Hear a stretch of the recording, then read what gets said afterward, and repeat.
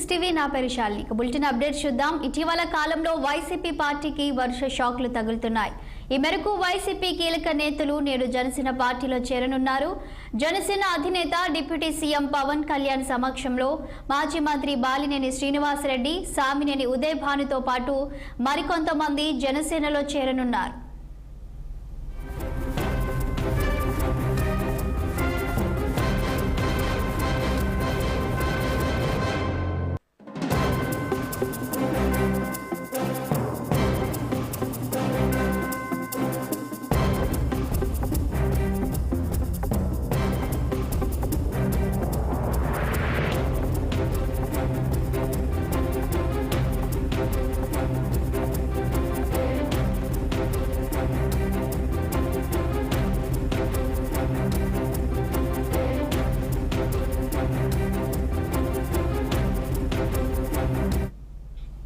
ఇటీవల కాలంలో వైసీపీ పార్టీకి వరుస షాక్లు తగులుతున్నాయి. ఈ మేరకు వైసీపీ కీలక నేతలు నేడు జనసేన పార్టీలో చేరనున్నారు.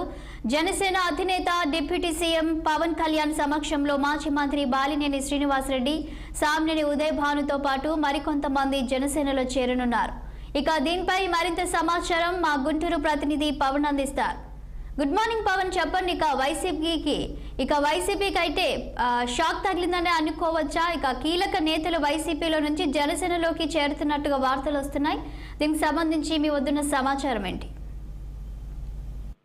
Good morning Shalini. మొత్తానికి రాష్ట్రంలో వైకాపా డీలా పడినటువంటి నేపథ్యంలో కూడా పార్టీలో ఉన్నటువంటి కీలక నేతలతో పాటు మాజీ ఎమ్మెల్యేలంతా కూడా పక్క పార్టీల వైపు చూస్తున్నటువంటి నేపథ్యంలో ఈ రోజు మాజీ ఎమ్మెల్యేలు ముగ్గురుతో పాటు మరొక ఇద్దరు కీలక నేతలు కూడా జనసేన పార్టీ తీర్థం పుచ్చుకునేందుకు ఇప్పటికే సిద్ధమయ్యారు. ఏదైతే గుంటూరు చెందినటువంటి గుంటూరు జిల్లా పొన్నూరు మాజీ ఎమ్మెల్యే కిలారి వెంకట రోసయ్యతో పాటు జగ్గయ్యపేట మాజీ ఎమ్మెల్యే సామినేని ఉదయ్ భాను, అదేవిధంగా ప్రకాశం జిల్లాకు చెందిన వైసీపీ కీలక నేత బాలినేని శ్రీనివాసరెడ్డితో పాటు కిలారి వెంకట రోసయ్య వియ్యంకుడు కంది రవిశంకర్, అదేవిధంగా గుంటూరు నగరానికి చెందిన మున్సిపల్ కార్పొరేషన్ కార్పొరేటర్లు కూడా ఈ రోజు జనసేన పార్టీలో చేరేందుకు పూర్తి స్థాయిలో కూడా సిద్ధమయ్యారు. అందులో భాగంగానే సాయంత్రం 4 గంటలకు కూడా మంగళగిరి సమీపంలో ఉన్నటువంటి సీకే కన్వెన్షన్ వేదికగా డిప్యూటీ సీఎం పవన్ కళ్యాణ్ చేతుల మీదుగా కూడా వీరు పార్టీ కండవా కప్పుకోబోతా ఉన్నారు. దీనికి సంబంధించి కూడా ఇప్పటికే జనసేన పార్టీ అధిష్టానం ఎవరెవరు పార్టీలో చేరుతున్నారనేటువంటి దానిపై కూడా ఒక కీలక ప్రకటన విడుదల చేసినటువంటి నేపథ్యం కూడా కనిపించింది. మరి అందులో భాగంగానే ఈ రోజు వీరంతా కూడా జనసేన పార్టీ కండవా కప్పుకోబోతున్నటువంటి నేపథ్యంలో కూడా ఆ దిశగా పయనించేందుకు పెద్ద మొత్తంలో ఇప్పటికే వైకాపాలో ఉన్నటువంటి నేతలతో పాటు మరికొంతమంది చోటా మోటా నేతలు కూడా ఈ రోజు జనసేన పార్టీలో చేరతారనేటువంటి ప్రచారం కూడా జోరుగా కొనసాగుతా ఉంది. మరి సాయంత్రం వరకు పెద్ద మొత్తంలో కూడా ఈ యొక్క పార్టీ చేరికలు ఉన్నాయి కాబట్టి ఇప్పటికే సీకే కన్వెన్షన్ వేదికకు కూడా ఈ యొక్క కార్యక్రమం చేపట్టాలని చెప్పి జనసేన పార్టీ అయితే మాత్రం భావించింది. మరి సాయంత్రం 4 గంటలకు ఉప ముఖ్యమంత్రి పవన్ కళ్యాణ్ చేతుల మీద కూడా పార్టీ కండవా అయితే మాత్రం ఆయా సంబంధించినటువంటి కీలక నేతలు కప్పుకోబోతా ఉన్నారు. మరి ఈ నేపథ్యంలోనే ఇప్పటికే ఈ యొక్క విషయంపై కూడా రాష్ట్ర వ్యాప్తంగా చర్చ నడుస్తా ఉన్నటువంటి నేపథ్యం కూడా కనిపిస్తా ఉంది. ఎలాంటి నామినేటెడ్ పదవులు ఇస్తారనేటువంటి ఒక వాదనతోనే వీరంతా పార్టీలో చేరుతున్నారనేటువంటి భిన్నాభిప్రాయాలు కూడా వస్తున్నటువంటి నేపథ్యంలో వారంతా ఒకటే చెప్తా ఉన్నారు. రాష్ట్రంలో డిప్యూటీ సీఎం పవన్ కళ్యాణ్ చేస్తున్నటువంటి మంచి పనులు, అదేవిధంగా ప్రజలకు అందిస్తున్నటువంటి సేవలను గుర్తించి ఈ రోజు మేమంతా కూడా పార్టీలోకి వచ్చాం తప్ప పదవుల కోసం కాదు అంటూ కూడా వారు చెబుతున్నటువంటి పరిస్థితి మాత్రం కనిపిస్తా ఉంది. మరి అందులో భాగంగానే ఈ రోజు సాయంత్రం జరగబోతున్నటువంటి ఈ యొక్క కార్యక్రమానికి సంబంధించి కూడా ఇప్పటికే జనసేన సైనికులతో పాటు జనసేనలో ఉన్నటువంటి కీలక నేతలు పూర్తి స్థాయిలో కూడా సంసిద్ధం అవుతా ఉన్నారు. పార్టీ క్యాడర్ల మొత్తాన్ని కూడా తీసుకొని మంగళగిరి సమీపంలోని సీకే కన్వెన్షన్ చేరుకొని అనంతరం కూడా పార్టీ కండవా తప్పించేందుకు ఇప్పటికే సిద్ధమవుతున్నటువంటి పరిస్థితి కూడా ప్రస్తుతం రాష్ట్రంలో అయితే మాత్రం కనిపిస్తా ఉంది శాలిని. అయితే పవన్, ఇప్పుడు ఈ రోజు ఎవరైతే జనసేన పార్టీలోకి చేరనున్నారో కీలక నేతలు, వీరి యొక్క రాజకీయ ప్రస్థానం ఏంటి? బాలినేని శ్రీనివాసరెడ్డి కానీ ఇటు సామినేని ఉదయ్ భాను కానీ ఏంటి వీళ్ళ రాజకీయ ప్రస్థానం ఏంటి? వీరిని పార్టీలోకి ఆహ్వానించాలని జనసేన పార్టీ ఎందుకు అనుకుంటుంది?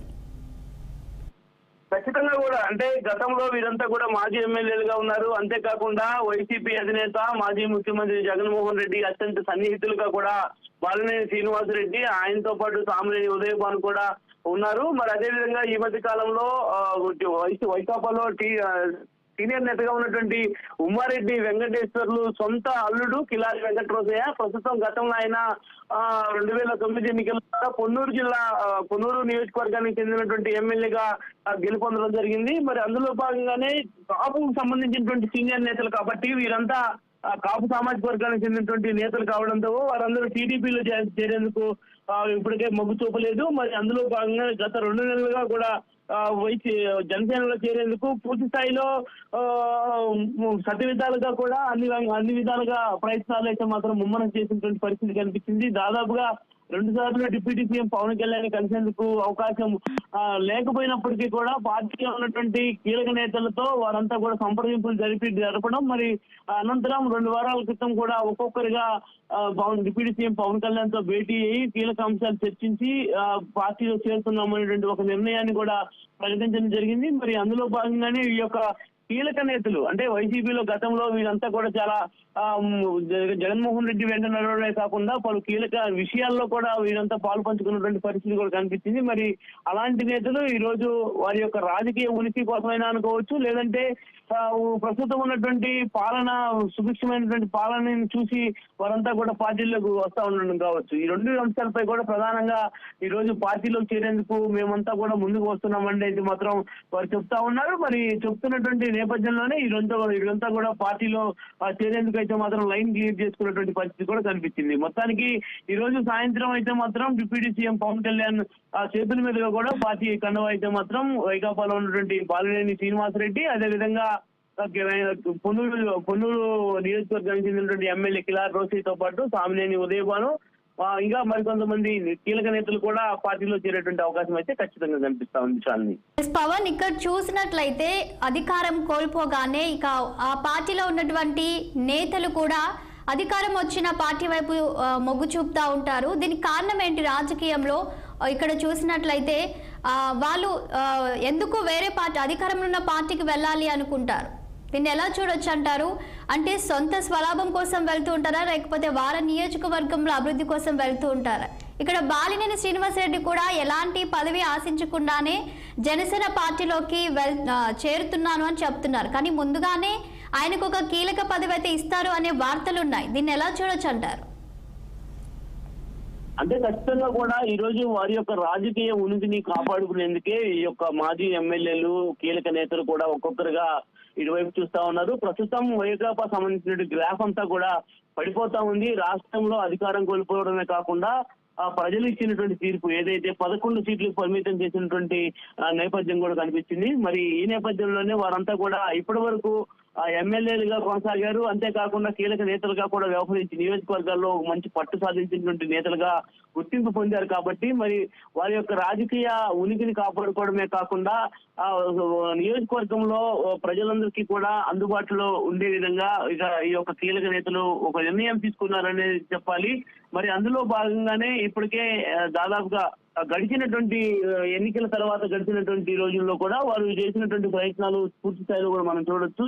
వైకాపాలో తమకు సరైనటువంటి ప్రాధాన్యత దక్కలేదు, జగన్మోహన్ రెడ్డి ఇచ్చినటువంటి మాటని ఎక్కడ కూడా నిలబెట్టుకోలేదు అనేటువంటి ప్రచారం కూడా చేస్తా ఉన్నారు. కానీ ఇదంతా కూడా గతంలో ఎమ్మెల్యేలుగా అవకాశం ఇచ్చారు. సామినేని ఉదయభాను విషయానికి వస్తే జగ్గేపేట ఎమ్మెల్యేగా కూడా అక్కడ గతంలో కీలక నేతగా కూడా వ్యవహరించినటువంటి నేపథ్యం కూడా కనిపించింది. అదేవిధంగా ప్రకాశం జిల్లాలో బాలినేని శ్రీనివాసరెడ్డికి మంచి పేరుంది, మంచి పట్టున్నటువంటి నేతగా కూడా గుర్తింపు పొందారు. అంతేకాకుండా వైకాపా ఆవిర్భావం నుంచి కూడా ఆయన జగన్మోహన్ రెడ్డి వెంటే నడిచినప్పటికీ మొన్న జరిగినటువంటి సార్వత్రిక ఎన్నికల్లో ఆయనకు సీటు దక్కలేదనేటువంటి ఒక కారణం అనే దానిపై కూడా బాలినేని శ్రీనివాసరెడ్డి స్పష్టంగా చెప్తా ఉన్నారు. జగన్మోహన్ రెడ్డి తీసుకున్నటువంటి సొంత నిర్ణయాలకు మేమంతా కూడా బలి కావాల్సి వస్తుంది అనేటువంటి ఒక వాదనను కూడా గట్టిగా వినిపించడం అయితే మాత్రం జరిగింది. మరి అంతేకాకుండా కిలారి వెంకటరోసయ్య విషయానికి వస్తే గుంటూరు జిల్లాలో అతను ఒక కీలక నేత అని చెప్పాలి. ఎందుకంటే ఉమ్మారెడ్డి వెంకటేశ్వర్లు రాజకీయ పార్టీ సీనియర్ నేత కాబట్టి ఆయన అల్లుడిన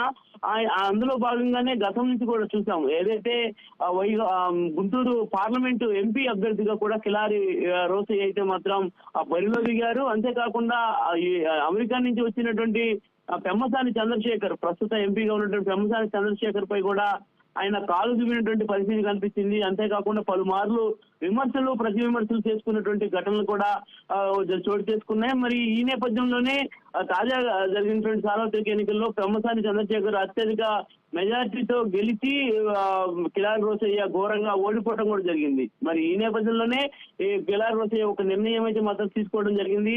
తన క్యాడర్ మొత్తం కూడా పూర్తి స్థాయిలో ఇప్పటికే తెలుగుదేశం పార్టీ వైపు నడుస్తా ఉన్నటువంటి నేపథ్యంలోనే ఆయన పార్టీకి సంబంధించిన కార్యకర్తలతో సమావేశాన్ని ఏర్పాటు చేసి ఆ సమావేశంలో కూడా ఇది ఒక కీలక నిర్ణయం తీసుకున్నారు. తను జనసేన పార్టీలో చేరితే రాజకీయ భవిష్యత్తు ఉంటుంది, అదేవిధంగా పార్టీ క్యాడర్ అంతా కూడా తన వైపే ఉంటుందని చెప్పి భావించినటువంటి నేపథ్యంలోనే కిలారి రోసయ్య కూడా ఈ యొక్క నిర్ణయం కూడా తీసుకున్నారు. అంతేకాకుండా కిలారి రోసయ్య కూడా ఒకటే మాట చెప్తా ఉన్నారు, పార్టీలో వైకాపాలో జనసేన ఏదైతే జనసేన చేస్తున్నటువంటి ప్రకటన వెలువరించినటువంటి అనంతరం కూడా తమపై ఒక దుష్ప్రచారం చేసే విధంగా కొంతమంది నేతలు పూర్తి స్థాయిలో కూడా దుష్ప్రచారం చేశారు. అయినప్పటికీ కూడా తను పవన్ కళ్యాణ్ ని కలిసి పూర్తి స్థాయిలో నియోజకవర్గానికి సంబంధించిన విషయాలే కాకుండా గుంటూరు పార్లమెంట్ సంబంధించినటువంటి అంశాలపై కూడా ప్రస్తావించాను అని చెప్పి కూడా కిలారి రోసయ్య అయితే మాత్రం చెప్పడం జరిగింది.